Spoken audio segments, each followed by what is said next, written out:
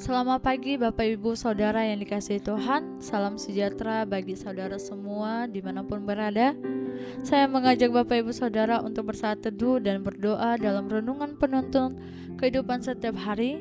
Kiranya damai sejahtera dan sukacita oleh Roh Kudus senantiasa melimpah dalam hati dan kehidupan kita semua. Amin. Tema renungan kita pada hari ini adalah Allah Sang Hakim semua manusia dalam Roma 2 ayat 1 sampai 16. Karena itu, hai manusia, siapapun juga engkau yang menghakimi orang lain, engkau sendiri tidak bebas dari salah. Sebab dalam menghakimi orang lain, engkau menghakimi dirimu sendiri, karena engkau yang menghakimi orang lain melakukan hal yang sama. Tetapi kita tahu bahwa hukuman Allah berlangsung secara jujur atas mereka yang berbuat demikian. Dan engkau, hai manusia, engkau yang menghakimi mereka yang berbuat demikian, sedangkan engkau sendiri melakukannya juga.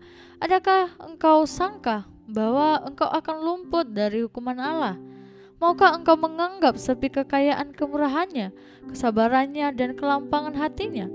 Tidakkah engkau tahu bahwa maksud kemurahan Allah ialah menuntun engkau kepada pertobatan? Tetapi oleh kekerasan hatimu yang tidak mau bertobat, engkau menimbun murka atas dirimu sendiri pada hari waktu mana murka hukuman Allah yang adil akan dinyatakan. Ia akan membalas setiap orang menurut perbuatannya, yaitu hidup kekal kepada mereka yang dengan tekun berbuat baik, mencari kemuliaan, kehormatan, dan ketidakbinasaan. Tetapi murka dan geram kepada mereka yang mencari kepentingan sendiri, yang tidak taat kepada kebenaran, melainkan taat kepada kelaliman. Penderitaan dan kesesakan akan menimpa setiap orang yang hidup yang berbuat jahat, pertama-tama orang Yahudi dan juga orang Yunani. Tetapi kemuliaan, kehormatan, dan damai sejahtera akan diperoleh semua orang yang berbuat baik, pertama-tama orang Yahudi dan juga orang Yunani. Sebab Allah tidak memandang bulu, sebab semua orang yang berdosa tanpa hukum Taurat akan binasa tanpa hukum Taurat, dan semua orang yang berdosa di bawah hukum Taurat akan dihakimi oleh hukum Taurat. Karena bukanlah orang yang mendengar hukum Taurat yang benar di hadapan Allah, tetapi orang yang melakukan hukum Tauratlah yang akan dibenarkan. Apabila bangsa-bangsa lain yang tidak memiliki hukum Taurat oleh dorongan diri sendiri melakukan apa yang dituntun hukum Taurat, maka walaupun mereka tidak memiliki hukum Taurat, mereka menjadi hukum Taurat bagi diri mereka sendiri. Sebab dengan itu mereka menunjukkan bahwa isi hukum Taurat ada tertulis dalam hati mereka, dan suara hati mereka turut bersaksi, dan pikiran mereka saling menunduk atau saling membela.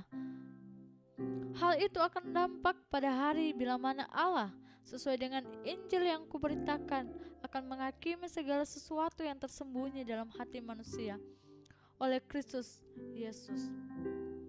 Jadi Bapak Ibu yang diberkati oleh Tuhan, dalam perikop ini kita temukan bagaimana semua manusia akan dihakimi Tuhan berdasarkan perbuatannya. Tentunya penghakiman Tuhan itu berlaku untuk orang yang sudah mengenal hukum, sudah mengerti kebenaran.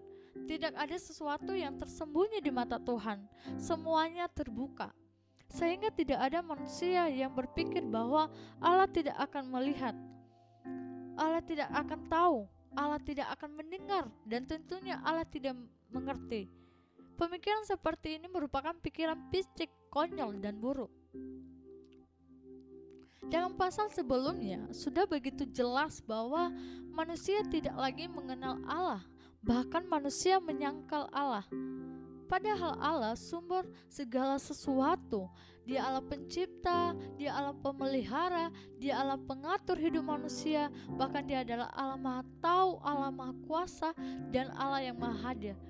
Sehingga tidak ada sesuatu yang tersembunyi, bahkan mustahil bagi Allah. Dia Allah yang sanggup melakukan segala sesuatu menurut kuasa dan kehendaknya yang mutlak.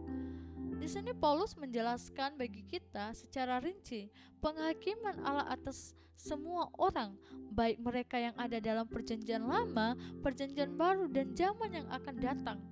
Mereka akan dihakimi oleh hukum hati nurani.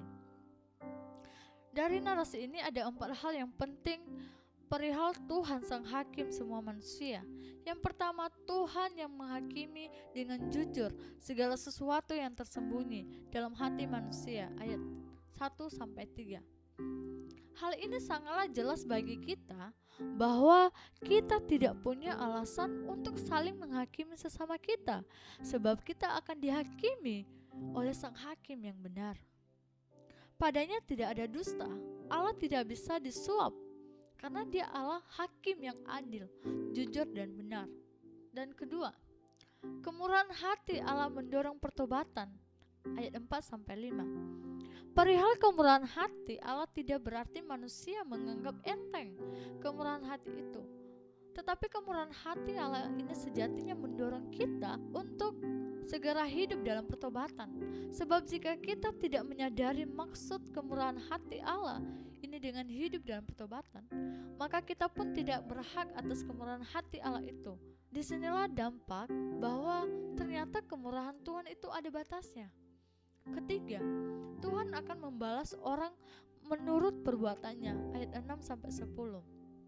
Artinya, ketika kita tidak memanfaatkan kemurahan hati Allah itu, yakni tidak hidup dalam pertobatan, maka otomatis penghakiman Tuhan itu mutlak terjadi atas hidup kita.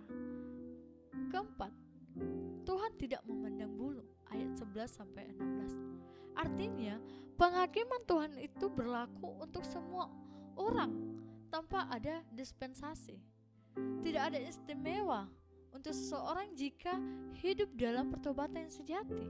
Pertobatan sejati adalah ketika hidup seturut dengan kehendak Allah, hidup dalam kebenaran dan hidup dalam tuntunan firman-Nya. Dan itulah 4 hal tentang Tuhan Sang Hakim semua manusia.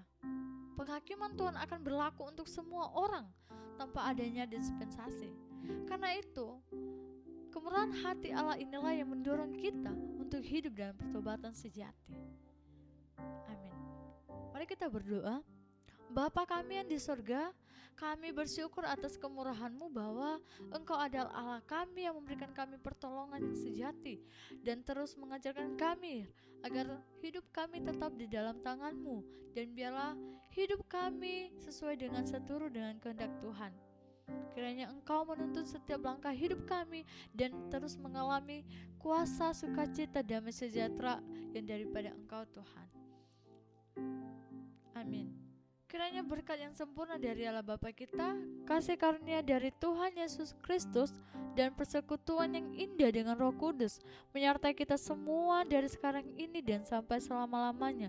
Maju terus dalam tuntunan Tuhan, tetap semangat, sampai jumpa esok hari dalam penuntun kehidupan setiap hari, dan Tuhan Yesus memberkati.